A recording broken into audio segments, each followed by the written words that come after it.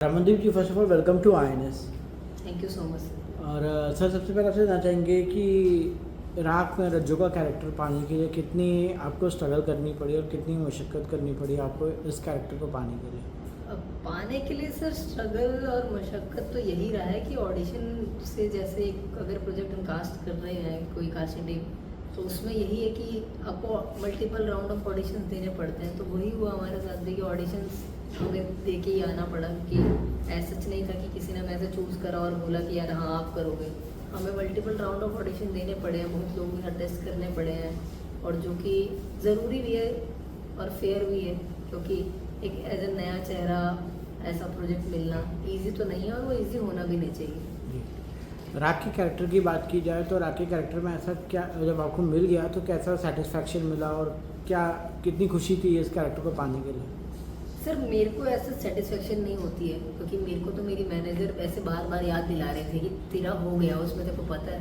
और मेरे को एक हफ्ता लगा था ये बिलीव करने में कि मेरा सिलेक्शन हो गया उस कैरेक्टर के लिए, क्योंकि मेरा थोड़ा स्लो प्रोसेस होता है कि चीज़ें ये हो रही हैं मेरे साथ, और मैं एकदम से खुश नहीं हो जाता किसी भी चीज़ को लेके, जो कि शायद गलत चीज़ है, बट मेरा ऐसा ही है कि मैं जल्दी चेरिश नहीं करता किसी मोमेंट को, मैं तो थोड़ा टाइम लेता हूँ उस चीज़ में। तो मेरे को ये था कि ये रिस्पॉन्सिबिलिटी जब मेरे पास आ रही है कि रज्जू के पार्ट को प्ले करना है, जो वन ऑफ द लीड है शो में, तो मेरे को ये था कि शायद कोई पहली बार मेरे को कंसिडर कर रहा है उसके लिए, और ये आखिरी नहीं होना चाहिए, उस हिसाब से करना है काम। सर, रज्जो का कैरेक्टर काफ़ी डार्क और डिस्टर्बिंग है, तो इस रोल को प्ले करते वक्त सबसे बड़ा इमोशनल या साइकोलॉजिकल चैलेंज क्या था आपके लिए? सर इमोशनल और साइकोलॉजिकल यही था मेरे लिए कि उसकी साइकिक को समझना कि वो किस थॉट प्रोसेस से आ रहा है, और वो मतलब अगर ये काम कर रहा है तो क्यों कर रहा है, उसकी जस्टिफिकेशंस क्या है, क्योंकि एज एन रमन और रज्जू में बहुत डिफरेंस है। और क्योंकि जब मैंने स्क्रिप्ट पढ़ा था पहली बार, तो मैं तो रो दिया था वो पढ़ के कि इतना ब्रूटल उसमें लिखा हुआ है और ये चीज़ें करनी है मेरे को। बट जब मेरे को रज्जू करना है तो मेरे को जस्टिफिकेशन ढूंढनी पड़ेगी उन सब चीज़ों की, जिसके लिए हम एक्टिंग वर्कशॉप जो हमारी थी उसमें हमने काफ़ी वो चीज़ें डेवलप करी, जैसे उसका एनिमल इंस्टिंक्ट हमने डेवलप करा, और उसका सर्वाइवल मोड जो स्क्रिप्ट में दिया हुआ और उसको और इन्हांस किया गया, उसकी बैक स्टोरी बनाई हमने, ताकि जो भी मैं काम कर रहा हूँ वो उसमें और कन्विक्शन रहे। आपका जो कैरेक्टर था वो एक रियल लाइफ इंस्पायर्ड कैरेक्टर था, तो आपने कहा था कि आप ज़्यादा रिसर्च नहीं करना चाहते थे ताकि कैरेक्टर को जस्टिफाई ना कर दें। इस अप्रोच ने आपकी परफॉर्मेंस को कैसे शेप किया? सर ऐसे मैंने कोई रिसर्च इसलिए नहीं करा क्योंकि हम कोई बायोपिक नहीं बना रहे हैं, जो भी जिससे भी इंस्पायर्ड ये है इवेंट, और आई थिंक वो उतने डिजर्विंग कैंडिडेट भी नहीं है कि उनकी और बायोपिक बनाई जाए। और मैं जो कर रहा हूँ फिक्शनल कैरेक्टर है रज्जो का, और मेरे को मेरे डायरेक्टर्स ने राइटर्स ने एक स्क्रिप्ट दिया है, और मेरे को था कि मैं उसके दायरे में रह के काम करूँ, वो ज़्यादा बेटर है, क्योंकि मेरे को एक कैरेक्टर करना है जो अलग दुनिया से आ रहा है, जिसका अपना ही बैक स्टोरी है, अपने उसके वो हैं एलिमेंट्स हैं, तो मेरे को वो फॉलो करने ज़्यादा ज़रूरी थे एज़ कम्पेयर मैं कोई रियल लाइफ इंसिडेंट को जाके रिसर्च करूँ उस पर। सीन की बात की जाए अगर, तो सबसे टफ सीन आपके लिए मेरे ख्याल से जब आप बच्चों को लेके जाते हैं गाड़ी में बैठा के, और उसके बाद जो भी होता है उनके साथ, तो क्या कितना ज़्यादा समय लगा उस सीन से निकलने में, क्योंकि बहुत ज़्यादा ब्रूटल सीन था वो। जी जी जी जी। तो क्या कहेंगे उसके बारे में? सर समय लगा उसके लिए, क्योंकि वो काफ़ी मेरे लिए काफ़ी हॉन्टिंग सीन था वो करना, क्योंकि एक किलिंग सीन है जिसमें आप बच्चे को वाकई में मार रहे हो और आपको वो फील करना है कि यार मैं वाकई में किसी को मार रहा हूँ। तो एज एन हूँ तो मैं ह्यूमन बीइंग ही, तो वो रहता है साथ में आपके जब आप वो फील कर पाते हो, क्योंकि मुझे अब भी पता है कि वो जो ट्रांस था वो ब्रेक होने में बहुत टाइम लगा था मेरे को, जब इवन कट हो गया था उसके बाद भी। आपके कैरेक्टर की बात की जाए तो आपका कैरेक्टर जो है काफ़ी जो है डरपोक भी कैरेक्टर है, मतलब कि हर चीज़ में डर जाता है कि भाई मैं नहीं किया हूँ उसने किया है जी। या मैंने ये चीज़ गलत नहीं की है, आकाश ने किया है गलत। तो आप क्या कहेंगे उस बारे में कि मतलब रियल लाइफ में आप कितना ज़्यादा रज्जो को फॉलो करते हैं या कितना ज़्यादा रज्जो आप में है? सर रज्जू मेरे में बिल्कुल नहीं है, मैं रज्जू को बिल्कुल भी फॉलो नहीं करना चाहूँगा रियल लाइफ में, और आप भी मत कीजिएगा, क्योंकि वो बिल्कुल सेफ नहीं है कि आप रज्जू को फॉलो करो। और उस कैरेक्टर को अगर फॉर्म करने की बात करी जाए तो उसका अपना ग्राफ है जो कहीं ना कहीं उसको अपने आप में यूनिक बनाता है, जिसने मेरे को काफ़ी फैसिनेट किया कि इसको कैसे हम ग्रेजुअली आगे ग्रो करें। सर आपने एक इंटरव्यू में कहा था कि राग आपको उस वक्त मिली थी जब आप लगभग मुंबई छोड़ने के सोच रहे थे। उस फेज में आपने किस तरह के स्ट्रगल्स और सेल्फ डाउट से गुजर रहे थे? सर सेल्फ डाउट तो यही रहता है कि जब कोई चीज़ हो नहीं रही होती तो कहीं ना कहीं आपको सवाल उठते हैं खुद के ऊपर कि क्या मैं उतना कैपेबल नहीं हूँ। बट मेरे को कभी ना ऐसा नहीं हुआ कि मैं एक्टिंग छोड़ दूँगा। मेरे को फाइनेंस को लेके हो रही थी दिक्कतें, क्योंकि इस शहर में रहना सबसे मुश्किल है। आपका काम तो आप कैसे ना कैसे करके सॉर्ट करने की कोशिश करते हो, बट जो आपको अपने बिल्स भरने हैं उसके लिए, और मैं जैसे एज एन एक्टर हूँ तो कहीं ना कहीं वो सब चीज़ भी एक्टिंग पे डिपेंड करता है, और वो नहीं हो पा रहा। तो मेरे को था कि शायद मेरे को ब्रेक लेना पड़ेगा इस शहर से। मैं जाता हूँ चंडीगढ़, थोड़ा फाइनेंस अपना दोबारा सॉर्ट करूँगा और फिर आऊँगा। बट कभी एक्टिंग छोड़ने का ख्याल नहीं आया था मेरे को। और वो लोनलीनेस या वो अकेलापन जो होता है वो हर एक आदमी की लाइफ में है, और वो होना भी ज़रूरी है, क्योंकि तभी शायद आप खुद से बात कर पाते हो कि यार कहाँ चीज़ें गलत हो पा रही हैं, क्या चीज़ें मैं बेहतर कर सकता हूँ। ऑडिशन प्रोसेस में क्या क्या स्ट्रगल फेस किए, कुछ बताएंगे उसके बारे में? सर ऑडिशन प्रोसेस में स्ट्रगल तो देखो चलता ही रहता है हर आदमी का, क्योंकि नहीं, इस रोल के लिए जो ऑडिशन आपने फेस किया उसके बारे में कुछ बताएं। सर स्ट्रगल तो नहीं कहूँगा, मतलब मैं बोलूँगा कि सबसे ज़्यादा इन्जॉयमेंट वाला प्रोसेस रहा मेरा ये, क्योंकि one of the best audition है जो मैंने अभी तक दिया।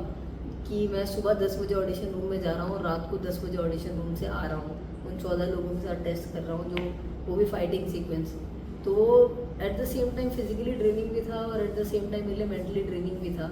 बट मैं बहुत ग्रेटफुल हूँ कि मैंने उन सारे 14 लोगों के साथ टेस्ट करा, क्योंकि वो सारे बेस्ट थे अपने आप में, और वो एज एन एक्टर में वो कुछ ना कुछ दे के गए हैं। एंटरटेनमेंट इंडस्ट्री की बात की जाए तो रिजेक्शन हर एक्टर का करियर का हिस्सा होता है। तो क्या कोई ऐसा रिजेक्शन था जिसने आपको कभी तोड़ दिया हो लेकिन बाद में वही टर्निंग पॉइंट बन गया? सर ऐसा तो कुछ नहीं हुआ है कि जिसने मेरे को तोड़ दिया हो। अगर तोड़ दिया होता तो मैं शायद यहाँ रुकते ही, या मैं चले ही गया होता। बहुत से टैलेंटेड एक्टर को रिकग्निशन मिलने में सालों लग जाते हैं। आपके हिसाब से स्ट्रगल के दौरान सबसे ज़रूरी चीज़ पेशेंस है, या परसिस्टेंस है, या सेल्फ बिलीफ है? आपने वैसे जो बोले हैं सारी चीज़ें बहुत ज़रूरी हैं, क्योंकि एक चीज़ से आप कभी लॉन्ग रन में नहीं जा सकते। आपको पेशेंस भी चाहिए, आपको सेल्फ बिलीव भी चाहिए, आपको सारे एलिमेंट चाहिए, क्योंकि जैसे बॉडी 5 एलिमेंट से बन रही है हमारी, तो कहीं ना कहीं आपके प्रोसेस में हर एक पार्ट होना बहुत ज़रूरी है। तो राग से पहले आपने कई प्रोजेक्ट्स किए हैं, लेकिन ये शो आपके करियर का गेम चेंजर माना जा रहा है। तो आप अपनी जर्नी को कैसे देखते हैं, और इंडस्ट्री की तरफ से क्या रिस्पॉन्स आया, स्पेशली जब करण जौहर जैसे दिग्गज आपके परफॉर्मेंस को सराहते हैं, तो क्या कहेंगे उसके बारे में? सर आपको अच्छा लगता है, क्योंकि जिन लोगों का काम आप एडमायर कर रहे हो और आप चाहते हो उनके साथ काम करना, और सामने से आपको रीच आउट कर रहे हैं कि हमें आपका काम अच्छा लगा, और एज एन आर्टिस्ट आप यही चाहते हो ना कि मेरा काम लोगों तक पहुँचे, अच्छे लोगों को मेरा काम पसंद आए। तो मैं बहुत खुश हूँ इस चीज़ से कि मेरा काम लोगों तक पहुँच पा रहा है। और आई थिंक मैंने सोचा भी नहीं था कि ऐसे लोगों का मेरे को रिवर्ट आएगा या मेरे को मैसेज आएंगे, बट मैं बहुत खुश हूँ उस चीज़ से। क्या कोई ऐसा प्रोजेक्ट है जो कमर्शियली बड़ा नहीं था लेकिन एक्टर के तौर पर आपको सबसे ज़्यादा सीख दे गया? कमर्शियली बड़ा नहीं था, मैंने शॉर्ट फिल्म्स करी हैं अपने स्टार्टिंग फेज में बहुत, तो आई थिंक वो कमर्शियली तो शॉर्ट फिल्म में आपको कुछ नहीं हो रहा है, बट उन्होंने मेरे को काफ़ी सिखाया है ऑन सेट कि कैसे हम काम कर रहे हैं कैमरा के सामने, कैसे हम डबिंग कर रहे हैं, लाइक मिनिमलिस्टिक रिसोर्सेज में कैसे आप बेस्ट आउटपुट निकाल पाओ। तो मैं काफ़ी सीखा हूँ उस चीज़ से। आपने कहीं अपने इंटरव्यू में कहा था कि रणदीप हुड्डा मतलब आपके इंस्पिरेशन है, या रणदीप हुड्डा का काम आपको बहुत पसंद आता है? जी सर, आपने बिल्कुल सही तो सुना।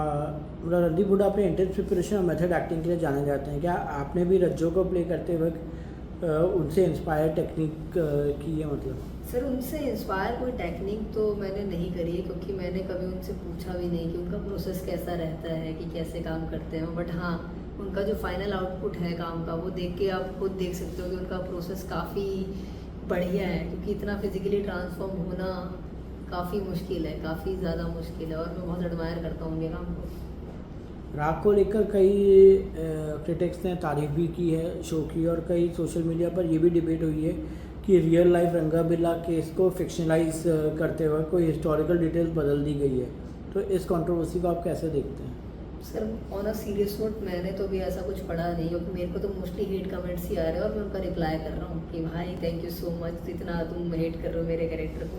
बट आप कह रहे हो तो मैं पक्का देखता हूँ कि कहाँ हो रहा है ये सब, क्योंकि मेरे को भी वाकई में इन जनरल कुछ बहुत समय नहीं है मेरे पास कि मैं ये सब पढ़ूँ।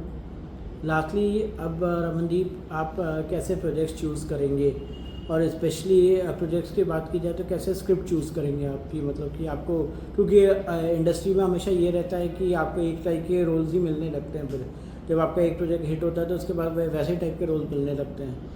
तो आप किस तरह के प्रोजेक्ट चूज़ करेंगे या रोल चूज़ करेंगे? सर अभी ना मैं जस्ट स्टार्ट ही कर रहा हूँ, मेरा पहला प्रोजेक्ट है ऐसा जो लोगों को पसंद आ रहा है, या लाइक ऐसा मैसिव रिस्पॉन्स जिससे आ रहा है, तो मैं अभी ज़्यादा काम करना चाहूँगा।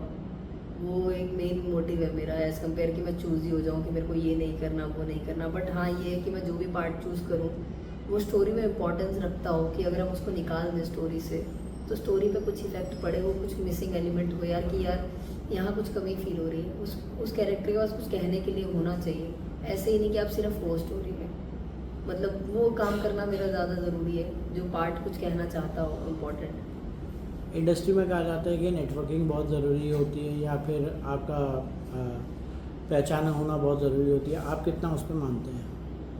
सर मेरा मानना ये है कि आपका काम ही आपकी पहचान है, क्योंकि आपसे पहले आपका काम पहुंच जाता है लोगों तक, तो वही नेटवर्किंग है आपकी। जब आपका काम अच्छा होगा लोग आपसे मिलेंगे भी, और आप भी लोगों से मिलोगे तो वो आपको एंटरटेन करेंगे। तो अपने काम पे फोकस करो, बाकी सब चीज़ें हो जाती हैं। लोग कहते हैं कि सोशल मीडिया का ज़माना है और सोशल मीडिया से ही लोगों को जो है काम भी मिलता है, तो आपको लगता है कहीं ना कहीं ऐसा भी है कि मतलब कि सोशल मीडिया से लोगों को काम मिलता है? सर लोगों को मिल भी रहा है काम, मैंने देखा है, मेरे बहुत दोस्त हैं जो कंटेंट बना रहे हैं और वो उतनी ही मेहनत करते हैं जितनी हम एज एन एक्टर करते हैं। तो कुछ गलत नहीं है कि अगर उनको सोशल मीडिया की वजह से काम मिल रहा है, उनके फॉलोअर्स की वजह से काम मिल रहा है, जो आदमी मेहनत कर रहा है अपने काम में उसको उसका फल मिलना चाहिए। लास्टली आपके फ्यूचर प्लस क्या मैसेज देना चाहेंगे अपने फैंस को? फैंस को यही मैसेज है भाई कि थैंक यू सो मच, आप सबने हमें इतना प्यार दिया कि IMDb ने हमें ब्रेक थ्रू स्टार का अवार्ड दे दिया, और मेरी लाइफ का पहला अवार्ड है ये। And thank you so much कि आप लोगों ने शो को इतना पसंद करा, रज्जो को इतना पसंद करा। Thank you so much.